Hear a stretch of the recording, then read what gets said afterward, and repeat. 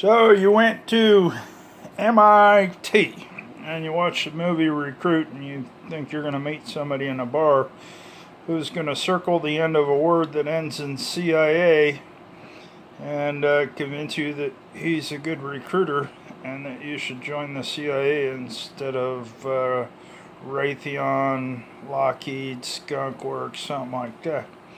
Well, there are some good opportunities to work for CIA, and there are obviously a lot of misconceptions about CIA and what you'll be doing. People who have a lot of technical expertise, like someone who graduates from MIT, Georgia Tech, Caltech, they might end up in the Directorate of Science and Technology. They'll be involved in intelligence analysis that involves technology or science, STEM, physics, biology, chemical weapons, nuclear weapons, that kind of thing. Technology like high performance computing, right? You guys, most of you in college, you walk around with a notebook, a laptop, a cell phone, and you get in your hacker club. Those of you that went to better schools know those are toys, and if you get enough bots out there, slave machines is the unpopular way to say it, not politically correct, but that's what you do to somebody, is you commandeer their machine and then you put it to work for you, and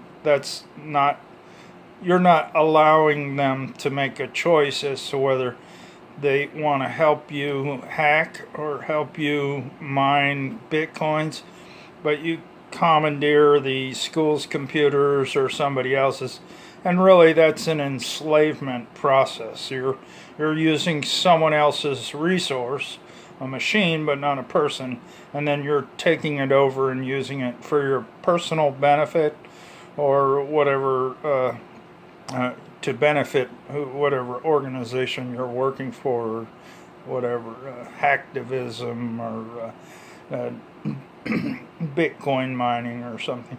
Could be for your own enrichment, but let's just say it's Bitcoins and not stealing secrets, right? Because you could do that with enough machines too. There are people out there that's their goal when they learn about cluster computing. They want to learn about cluster computing, and then they want to learn about those big systems like SETI, where they distributed systems like SETI, where millions of users devote their excess computer processing capacity to looking for aliens and folding at home and those other projects like that. Those systems are exploitable. A Russian who comes to the United States and needs high performance computing knows he can't go over to Oak Ridge or Lawrence Livermore and use the supercomputers, because he has to get a clearance and there's no way he's getting in and out of there. So he'll exploit a cluster, maybe on a college campus or a library system, or there are big cities that have a lot of computers, and they close down at 10 o'clock at night in New York or San Francisco or LA or something, and people go home and the computers can keep working. Sometimes after hours, the IT people, they do updates, and they scan for viruses and things like that. But then again, there are people who know how to spoof those people into believing that that's what the systems are doing, and they use the system for their own intelligence collection, sometimes for cracking codes and creating codes, and for attacking systems so they can find vulnerabilities that they couldn't find with just one computer, one laptop, and one cell phone. They need more computing power, and a cluster gives you the computing power that could parallel a supercomputer. And parallel is obviously one of those it's a right word. It's apropos. All those systems are put in parallel, just like the parallel processors in a supercomputer, so that they give you the performance of several systems in parallel, so even hundreds. You could have a whole campus in parallel, depending on how well your operating system is for your cluster. You may be able to get something that works. And obviously the NSA and other agencies monitor the exploitation of our own resources for parallel computing, for cluster computing, because they know that spies would like to use our own resources to attack us, and they want to attack banks. Some people use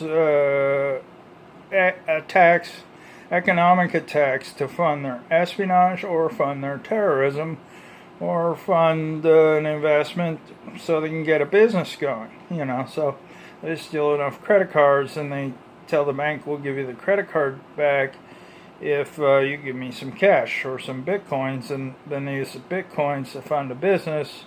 Before you know it, they're the kind of people that are, pillars of the community. I employ so many people, and they're Russian mobsters, or they're, sometimes the Russians recruit people down in South America because they have a penchant for doing illegal things, like they're involved in smuggling, the manufacture of drugs, and some pretty bright. They have a little chemistry knowledge, a little bit of college or something, and they ended up in the drug trade because there weren't a lot of opportunities for furthering their education at grad school or PhD, but they were real bright and they got trapped into something.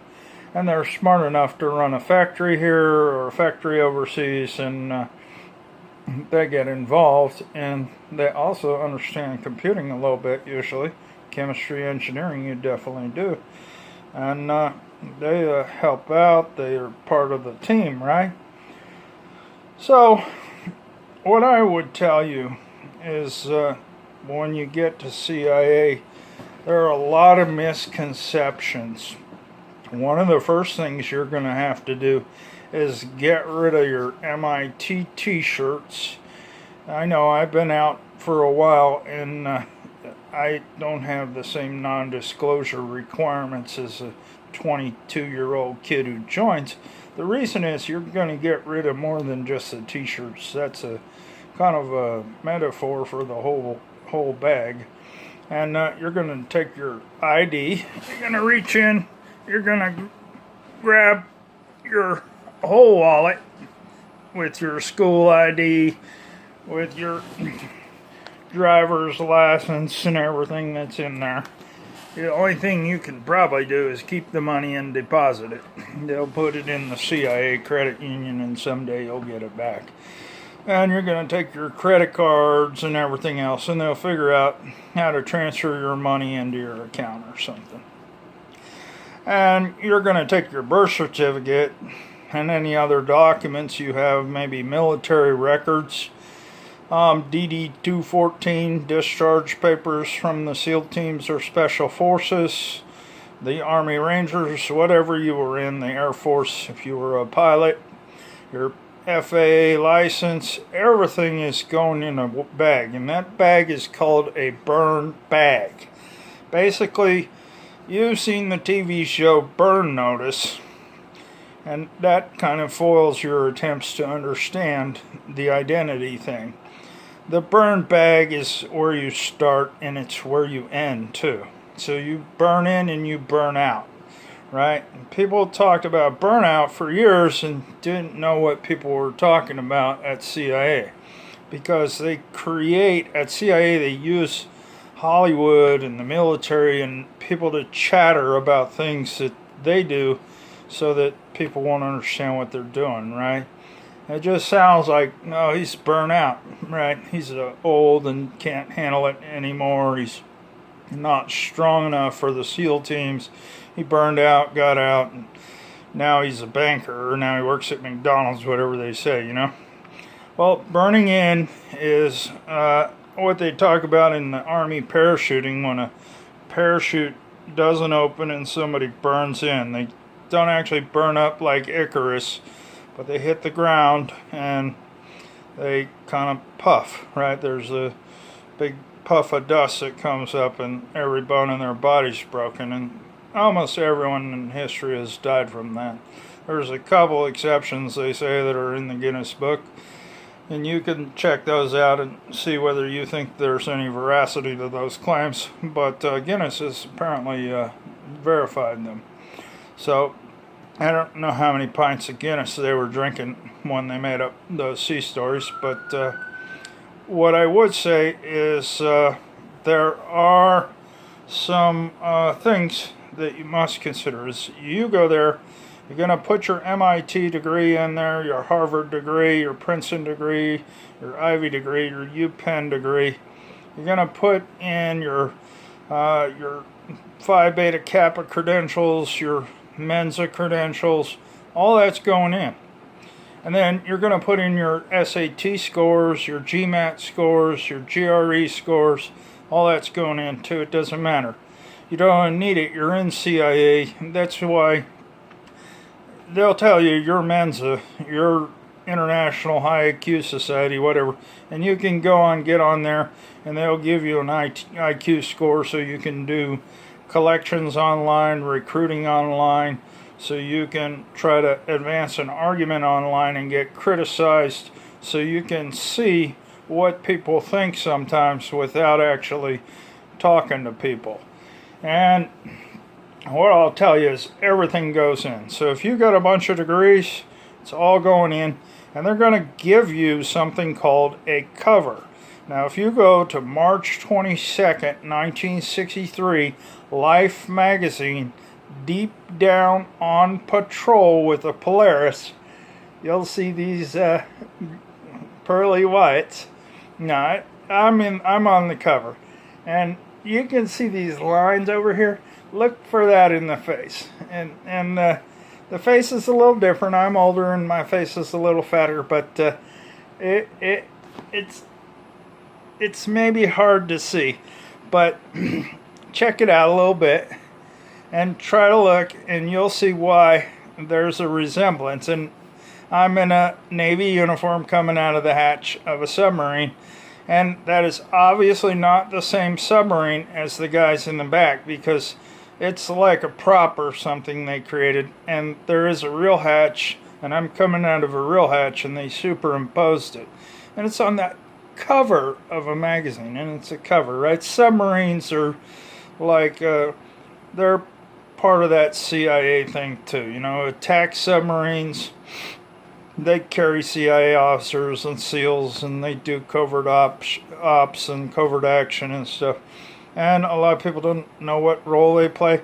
Sometimes they're inserting special ops troops into foreign countries.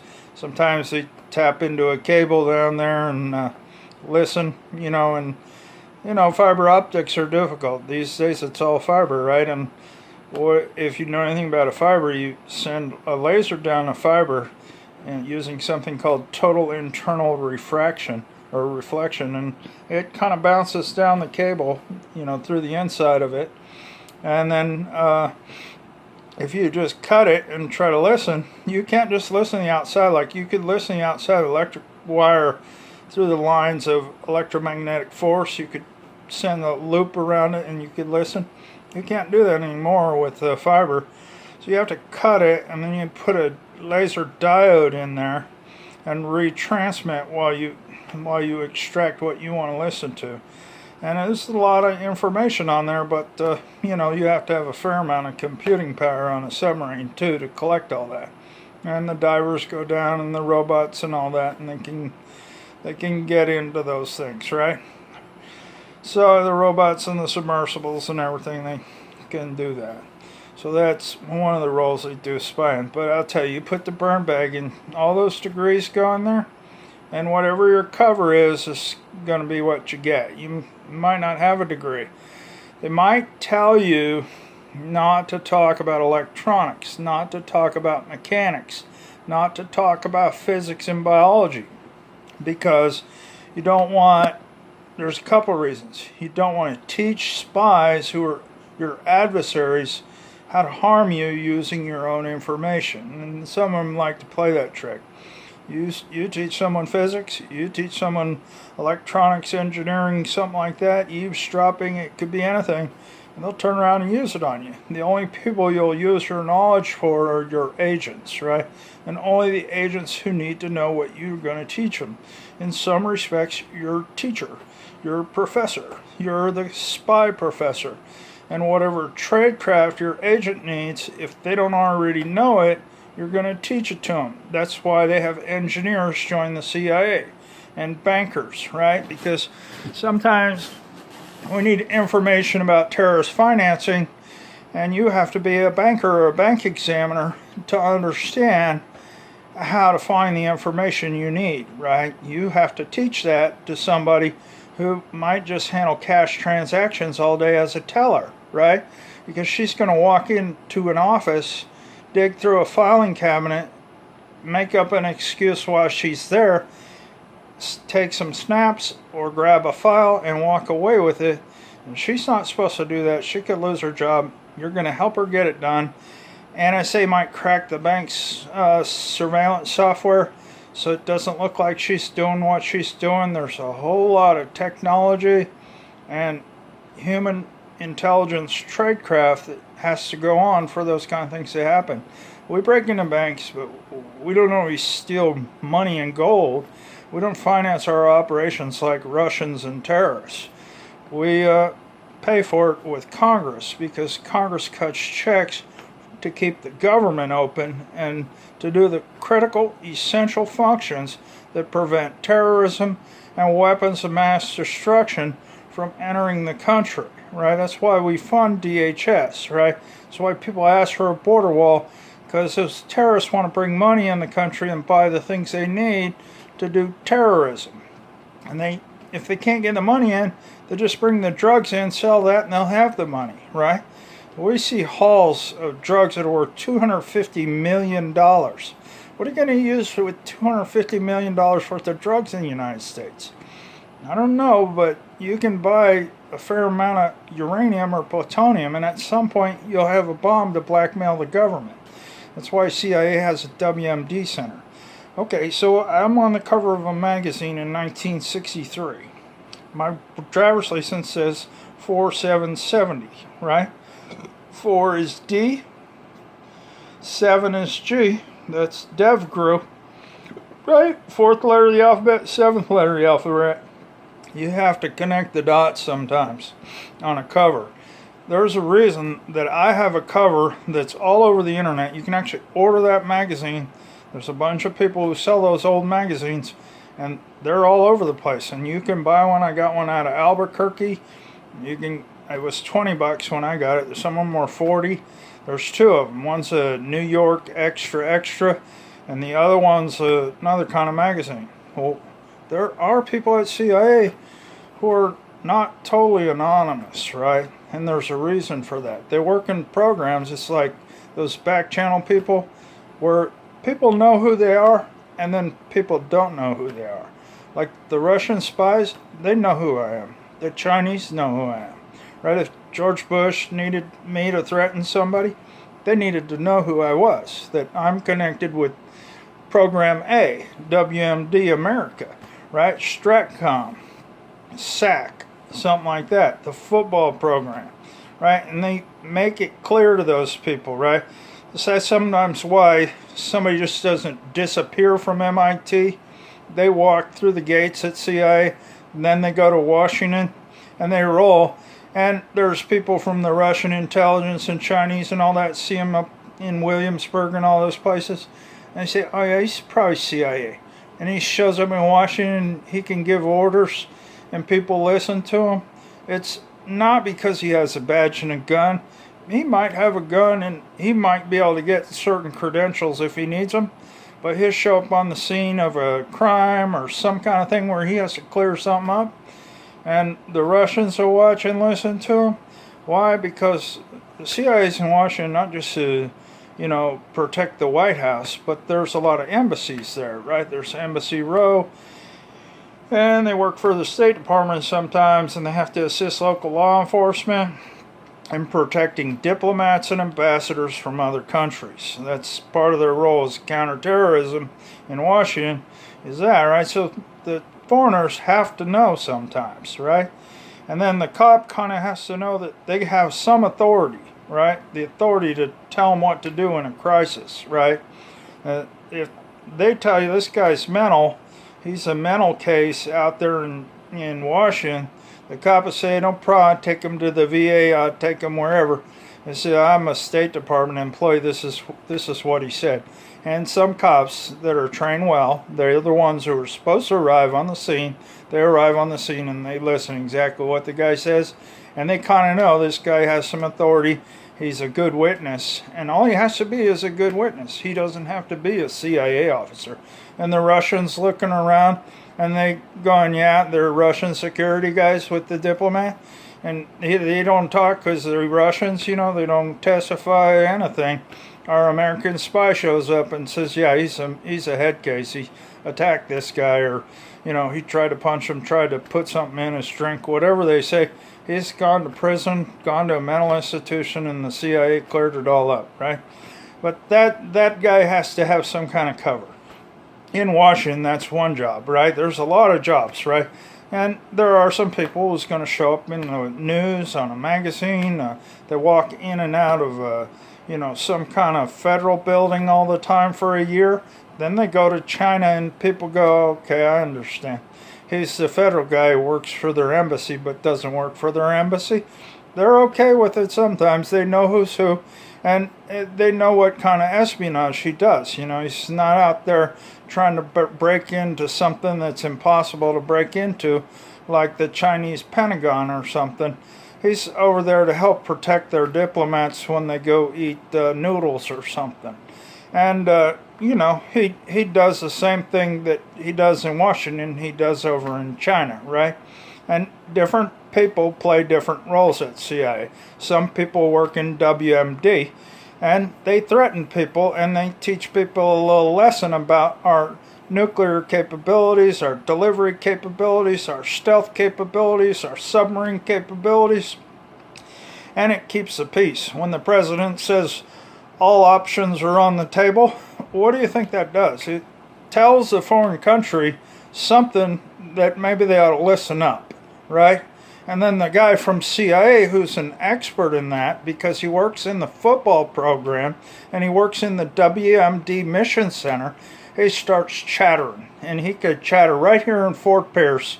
And a guy on the other side of the world will catch wind of what he's saying, walk out of an embassy into a Chinese restaurant where army officers, People's Liberation Army officers eat, and he'll chatter about the same thing. The Chinese guy who bugged the house out here in Fort Pierce will listen to those two things and listen to the president say all options are on the table, and you'll understand. I make a YouTube video about the Korean situation and why the Chinese aren't going to nuke America, because they need a secondary source of supply in case there's a famine in China, like the big famine and the Great Famine from 59 to 62 or 63, right? Where 34 million people perished and people turned to cannibalism. I make that video. I already made it. It's on this channel, or on another channel just like it.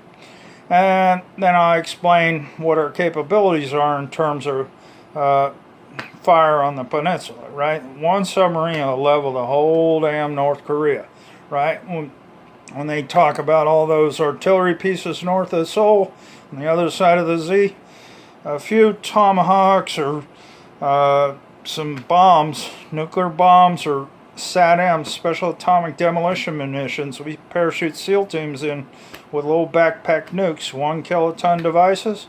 That's going to take out a lot of artillery pieces, one of those. And there's thousands of them, right? They're in storage, but anytime they put them on the boats, and then they move the SEALs in either from the sea or from the air, and then you just destroy. You can do a preemptive strike and destroy most of the artillery. I know some of it's dug in, and whenever it comes out from the ground, that's one they send in around from a stealth or from a B-52 Tomahawk or something, and they destroy that. They can detect those things with radar within seconds, and then they send something right back to the origin too, with the Army's rocket systems. It's not going to be hours and hours of artillery shelling, and most people are headed to a subway, and they're going underground in Seoul. So, how long are they going to bomb innocent civilians? Plus, they're making the peace right now anyways between President Moon and Chairman Kim. But before that, we sent the messages, right? The president says all options are on the table. That doesn't matter if it's Trump, Obama, Clinton, or George W. Bush or George Bush Sr.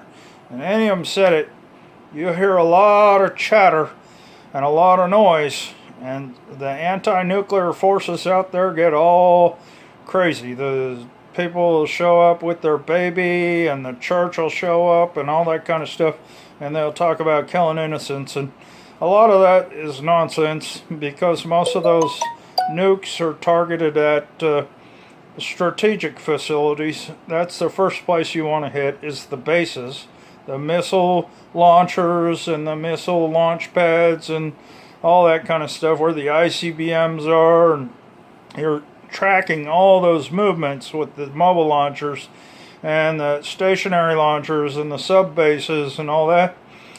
Yeah, they have submarines, and we have submarines, but we have the advantage over there. And so we start chattering about what our capabilities are, and how long the exchange will last. And there's other things that they don't talk about in the newspaper, right? They don't talk about the Genie air defense missile, do they? Well, the Genie was open source. It was in the 1959 or something that they tested, 60s, early 60s. It's an air-to-air nuclear missile, and we got rid of it, but what did we replace it with? Well, they didn't talk about that because they don't want the Russians to develop countermeasures for everything. They'll send up their missiles, Satan or whatever they call it. It's supposed to be able to take out Texas. Our goal is to blow it up in space, and that's why they tell you the EMP might hit, right? So we can't all go to electric cars just yet, because we haven't made enough peace to where we can defend against EMP. We might create our own EMP by knocking down missiles with our own missiles, right? And it's a lot easier to knock down a nuclear missile or warhead with a nuclear missile, because the little kill vehicle they create for those Missile Defense Agency shots out of Adak, Alaska, and we're out in the desert in California, that's nothing compared. If you take the same kind of missile and send it up, and instead of having that little kill vehicle, you put a nuclear warhead up there, that wipes out a lot more stuff. And we can build things like that, and it's not always a good idea to tell the Russians everything. Back channel will say, yeah, we'll put a nuke up there, and that kill vehicle will work a lot better. That's what you call a proximity weapon, right? The kill vehicle is hitting a bullet with a bullet. What we're telling them is, yeah, we can get pretty close with the bullet to a bullet. We can just about hit that thing almost 3/4 of the time, half the time. But we're close enough for all of our proximity weapons to work, is what we're telling the Russians and what we're telling the Chinese, right? That even with their countermeasures, that it'll split apart and we have more than one bogey up there. It don't matter. We're close enough with a big fireball. Yeah, you don't get mushroom clouds in space because there's no normal force from the ground pushing it back up into a mushroom cloud.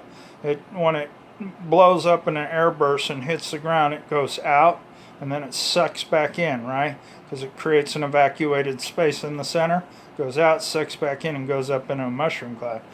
In space or up in high altitude, it's just going to go out. It's going to go in every direction. There's a vector from the core all the way out in every direction. 360, more than 360 degrees, right? It's not just a circle, it's a sphere, a fireball. So, and it could create a vacuum. Sure, create a vacuum, come back in, go back out. It's not going to look like a mushroom cloud. I don't know exactly what it looked like. You can play modeler at MIT and tell me about it. I just imagine he'll go out and come back in and pop back out again. But and it could depend on the air pressure and things like that, because lower pressure below and higher pressure above or something change that a little bit. But and the heat, air pressure, things like that. But there you go. So a cover is something like that. So what other kind of cover could you have? You could have more than one cover at once, right? The Russians, the Chinese, the French, all these intelligence agencies who already made book on you a long time ago, they got one cover, right? They know this guy is some kind of nuclear spy. He did intelligence collections. He's Hitman County, whatever you want to say. That's the kind of guy we don't like dealing with, right? He's aggressive, and he was an asshole. Now he does this nuclear stuff. That's their cover that they know, and it works because what do? They check, and it's still valid or something. I do that and then try to screw with spies sometimes because I might have another cover, right? Because it's what? There's always plausible deniability at CIA. Plausible means it's believable, right? And it's believable. What is believable? Sometimes it's believable the cover you have that you tell the local community while you're working stateside. It's believable that what? That your cover is true. And then it's deniable that you work for CIA, right? You always have to have a measure of deniability when it comes to CIA, unless you're an ambassador or diplomat. And, I mean, some countries, we tell them, this guy is CIA, right? It's real clear. Where would that be? It'd be a place like South Korea, France, Germany, where we tell them who our CIA station chief is, and it's not something we deny to the French government or the German government. If they want to expel him, then they do, but there's a measure of deniability to everyone else, right? He doesn't walk around and tell everybody he meets that, usually. If he needs to, he does, and he'll walk off and people handle his security, right? Or her security. That's deniability. There's ways to do that, right? You say, oh, he's an accountant, he's telling a joke. There's all kinds of things people do to do what? To cover up. So deniability involves denying an affiliation with CIA, and the way they do that is through cover up, right? And cover up, the easy way to remember it is there's undercover and cover up, and they always go hand in hand. And one is UC and one is CU, right? So it's undercover and cover up, and as I say, they go hand in hand. It's easy. You just reverse the UC and you get the CU, right? So you're undercover, it's plausibly deniable, right? So it's plausible that you're a CIA officer to some people overseas, not to everyone, but the people who need to know, right? And that's need to know too, right? And people in the army and stuff, they're just like, well, he can't have a security clearance, right? Because he talks to Russians and he uses one of those Chinese phones and things like that. He uses a Chinese computer or uses a Chinese operating system. People at NSA know a little bit more about technology now that a lot of those CIA guys do that. You know, they use a Russian bank even sometimes, or, you know, they have assets overseas that people don't normally have, right? Like he owns an apartment in Shanghai. Well, there are wealthy people who join CIA, and sometimes they're knocks, you know. They don't get paid by CIA, but they work for CIA. They get opportunities because of their job, right? And they get business opportunities that put them in positions to do collections they couldn't normally do. Businessmen, it's true, sometimes they're part of the program. Not all of them, but some of them, right? And there's a measure of plausible deniability with everything, right? When you're here stateside, if I told you that someone was mentally ill, then you would say, well, they're not working for CIA, right? Because CIA, they kill people, they do all these things, and they have to be mentally stable, right?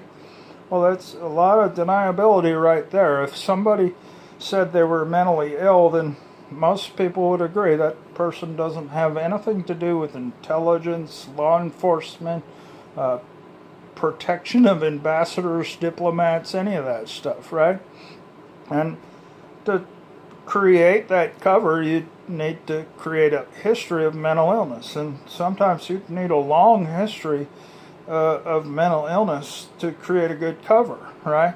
But that doesn't mean you're not CIA. And there are people who work for the CIA who have adopted some rather unorthodox covers, right? You've seen the more proverbial person is the hippie, right?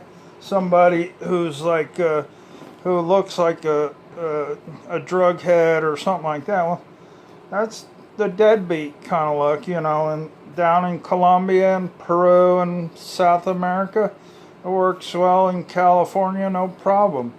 In Alabama and Mississippi, you don't get as many inroads the same way. You can if you're the kind of Leonard Skinner long-haired, but if you're the kind of California hippie fag, the less people are going to talk to you, right? And anyways, people have different covers for different stations, right?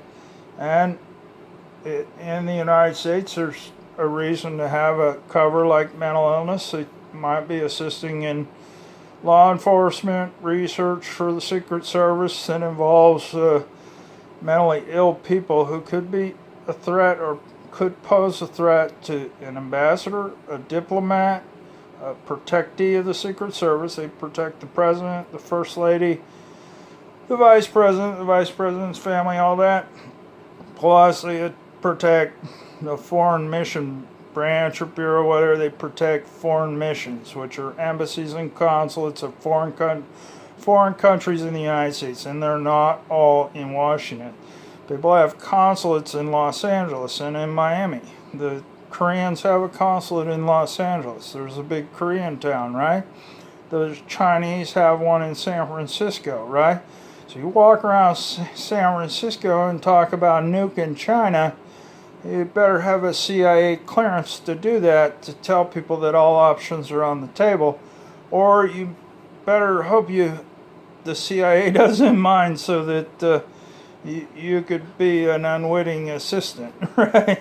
Because sometimes they do that. They like to walk you out in front of a Chinese spy and let you take the fire, because the Chinese, they like shoot back when they hear something like that, right? Some people, they don't mind hear it because them people is too scary to mess with, right?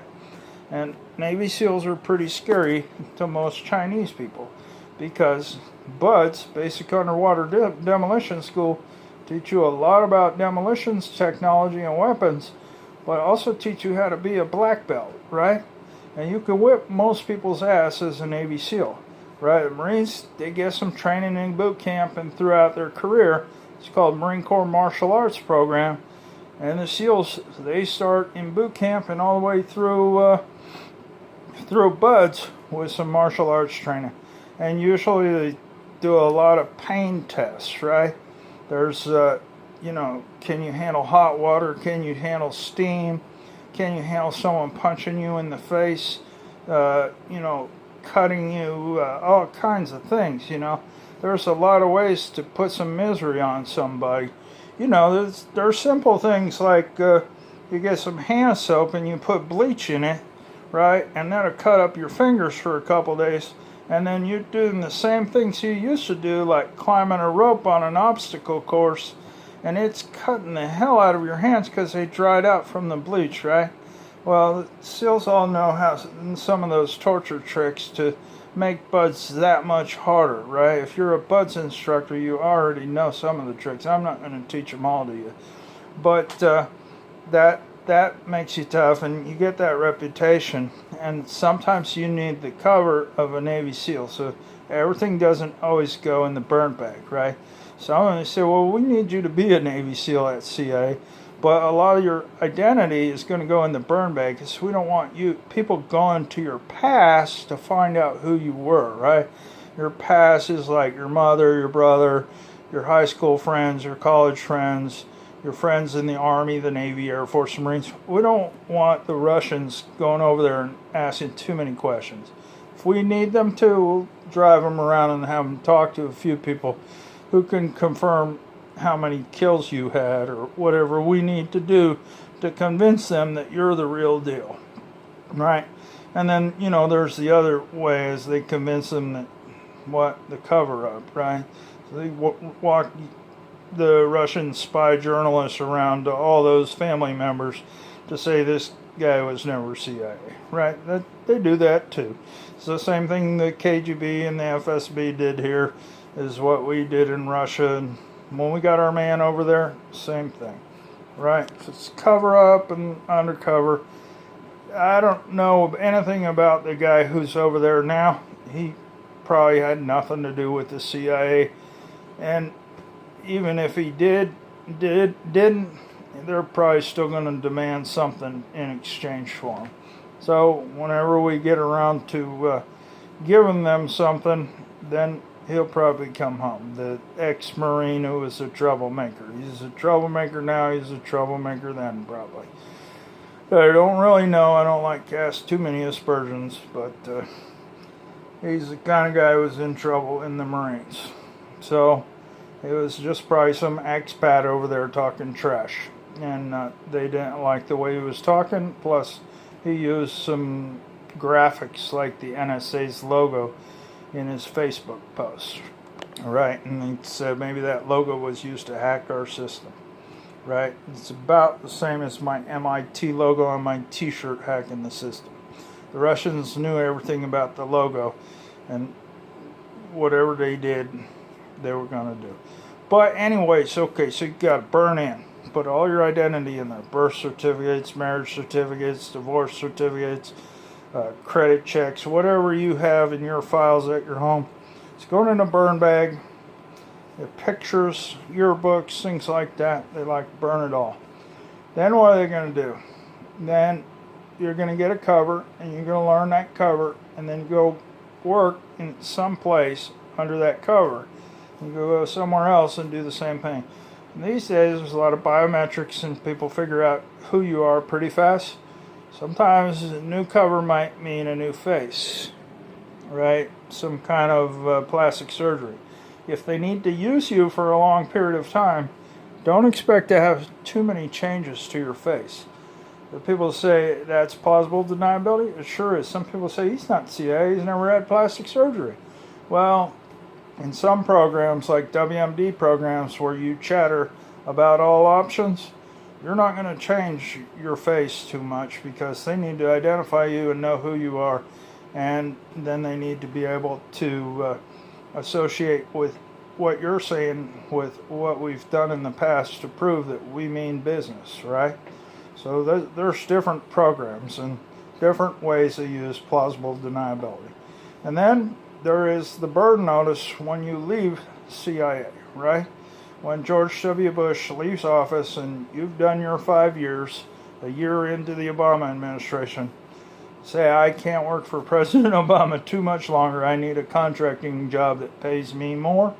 You get out, they take all your cover identities, and they put them in a burn bag, and they burn them too.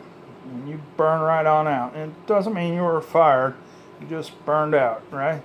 And that's what burnout is. It means you're tired of working there? Sure. You didn't want to work for them people? Sure. You got a clearance? Sure. Maybe it's the same clearance, maybe it's a lower clearance.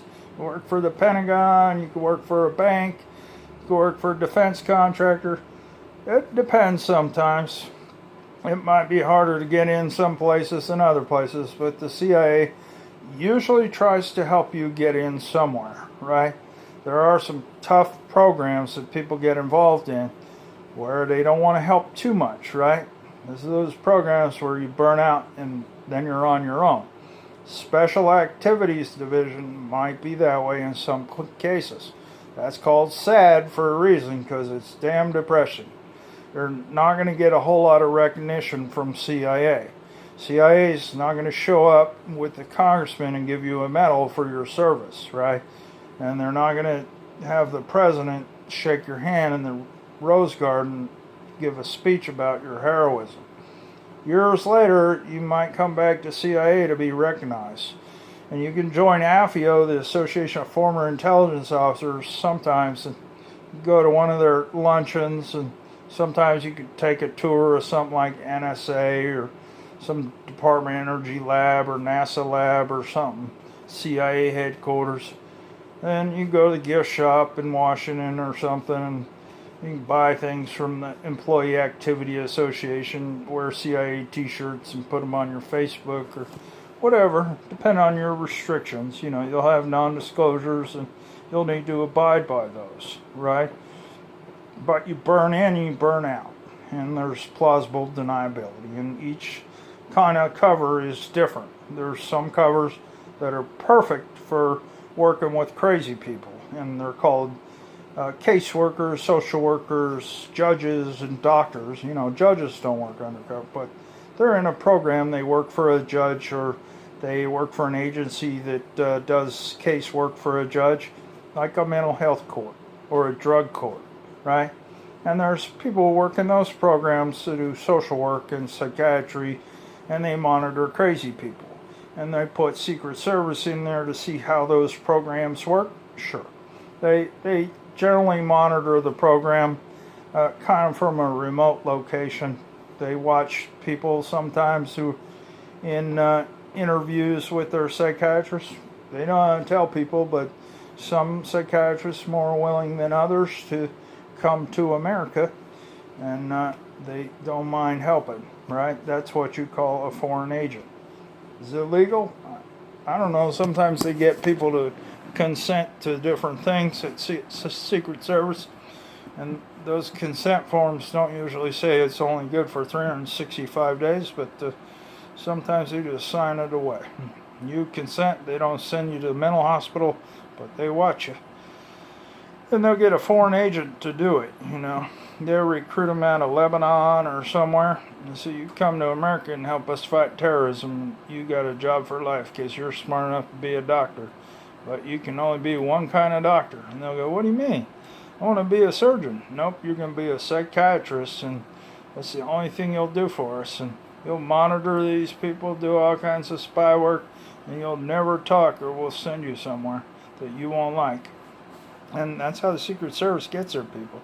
They're not mostly white psychiatrists that want to live in a halfway house and talk to crazy people all day, but they need that too, right? And that's a cover that lasts too long, right? I'm done. I'm never going to do this again, right? I did over 20 years in the mental health community since 1997, right? About 97, I had to walk into a VA and act crazy. And then I developed a mental health history. I walked in and I didn't know what to say. I said I was depressed. The guy says, get out of there. I said, I'm depressed and I want to kill myself and some other people. He says, okay, sit right there. He went and got security. They walked me up to the mental hospital, to the mental ward, right? That's how you get in the system. The lady asked me, well, what's wrong with you? I said, well, I'm depressed. She said, why are you depressed? I said, well, I graduated college. I can't find a job. She ordered some pills and wanted to discharge me. I said, well, I have nowhere to go. Just got to keep going, keep going, keep going. Stay in the system, stay in the system. Create a mental health history. And the CIA is not going to send you a check while you have a cover unless that check agrees with your cover. The kind of check they sent me is a mental health check. And where do you get those? From the Social Security office, right? So my check didn't come from the local office in the county I was in. It came from the International Operations Center, right? I was there in the county, but the letter, the first award letter came from the International Operations Center in Woodlawn Hills, Maryland, right? Normally the award letter would come from Woodlawn, but this one came from International Operations because I was CIA before that, right? And then 20 years, they signaled to me then that, look, John, this is what you're doing, right? They're always going to give you some confirmation. The longer you play the game, the longer you work the job, you work the cover, they're going to give you more frequent confirmations so you don't lose track of what you are and what you're supposed to be doing. Give you little coded confirmations. So when we say international ops, they'll say things in numbers once they teach you numbers. It's like 391 on my UPS box. What's that mean? The third letter of the alphabet is C, ninth is I, the first is A. So I get a tracking number like that. I get a receipt that says the same thing as my transaction number. They're just going to keep doing that, right? They give me one that said Dick Marcinko's initials. It said 413. This is a check number that I got, right? From my payment. I had one that said 391, or the one that said CID 394. I had in India, CID is their domestic intelligence service. It's also the Army CID. There's a few countries, India and Bangladesh, that use CID. And I've worked with some of those people. So when you see that, confirmation ID, and you look at the ID, there's numbers in there. It's 433 for DC cop, deep cover cop. It's also 433 light years to Polaris, and Polaris is the North Star, and the North Star's initials are NS for Navy SEAL. 1933, Draper Kaufman graduated from the Naval Academy. He was a Draper, class of 33. He was the father of the SEALs and the UDT, right? And in 1929, what happened? There was a stock crash. 19 is S is stock, right? And crash is 29? 29 mod 26 is 3. 27, 28, 29. 1, 2, 3. After 26, so that's 3. And that's C for crash. Well, C 33, how do you get to Navy SEAL from that? 14 is N for Navy, and 19 is S for SEAL. Add the 14 and the 19, you'll get the 33, which is the year Draper Kaufman class graduated. But 33 is also CC, and that's Coronado, California, right? So, and if you go back, if you go to 3319 backwards, you can get CS, which is Combat Swimmers or Combat Swim, right? Coronado, California, Combat Swimmers. They ended up in Coronado, California, guys. So you play numbers with me, I play pretty well. And I spent years and years developing skills like that, because I not only have to learn it, then I have to teach some people too, right? And because after you get old, you can't do the same amount of physical activity, and you can't do these mental health programs forever, because they send you a drug. Generally, the CIA will figure out how to give you what you need, right? If it's something to calm you down or make you shake or whatever you're supposed to do, they'll do that. They don't want to damage your liver and kidney and all that. If you need to gain a little weight, they put some weight on you. There's things they can do that are reversible, right?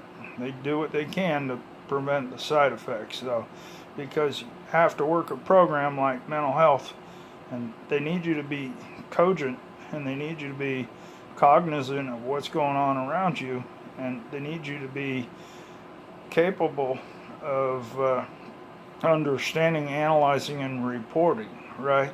Doesn't do any good for you to walk around out here and not say anything.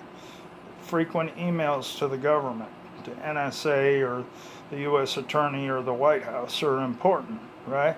If it goes to the White House, it goes to the Secret Service, and they farm it out to wherever they need to send it. NIMH, National Institute of Mental Health, HHS, Health and Human Services, U.S. Public Health Service. All those are good places. CIA sometimes, right? And, Homeland Security, TSA, all kinds of people rely on mental health research, you know. Sometimes a psychiatrist in NSA who I interviewed with, he'll take my information and then he'll use that with his own research. Like he might go out and have some detective go out there and work in prison with Ted Kaczynski and figure out Ted's brain, right? Figured out my brain a long time ago, but he wants me to figure other people out and report to him, just like the guy he sends into prison to talk to Ted Kaczynski or McVeigh or some Arab terrorists, right? Those people in NSA, they do it all remote, right? They use phones and computers to communicate with people around the world and kind of direct them, right? Where you need to go, what you need to say, who you need to talk to, and how you get in and out of there, and then how you report back to me. And he might not be the person who talks to everybody, but he gets his crew going, and they follow people, they check people, and they figure out sometimes what are the best practices in a crisis in terms of intervention and in terms of public safety. So that's where I'd go with that. You understand now what burning in and burning out is, and you understand what covers are, cover up, and undercover, right?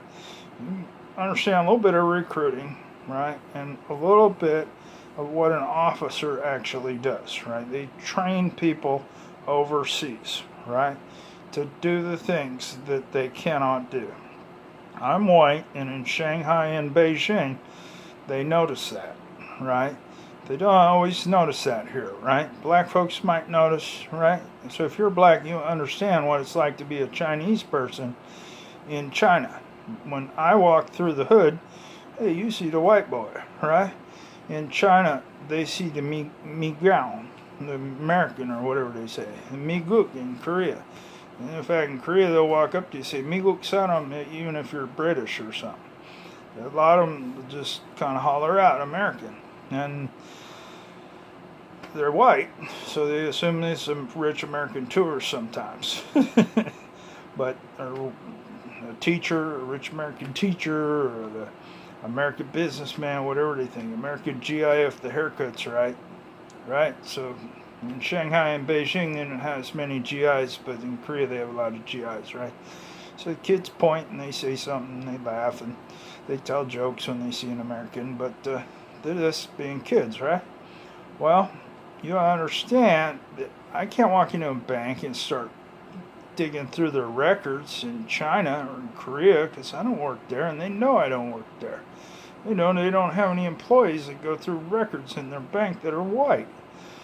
And it's a little different in some of those Asian countries where the whole company is Chinese, right? They know that every single employee who works here is Chinese, except for the English teacher who comes over here, and that's all he does is teach English for an hour every morning. Then he goes back to his language center. So they know that he doesn't work there. I mean, he's a contractor. They don't go through business records and computers and things like that, okay? So you train somebody who does work there, or somebody who can get a job there. And then how do you pay them? Well, you gave them a job. Let them work the job after you get the information. Sometimes it's the end of the relationship. If you need more information, you go back to them. You say, I'll help you get a promotion. I'll help you get a certificate in computer programming or data science. It'll get you a better job. There's ways to do it without paying for anything. The certificates are $500. You get the CIA education to fund that $500 certificate on edX. You get them a tutor so they can pass the course. They get the certificate, they get a better job, and you got a spy, right? And that could last a lot longer than a week, because it takes them 10 months to do the certificate. You have them for at least 10 months, maybe longer, because you cut them off if they don't help you, right? It's carrot and the stick, guys.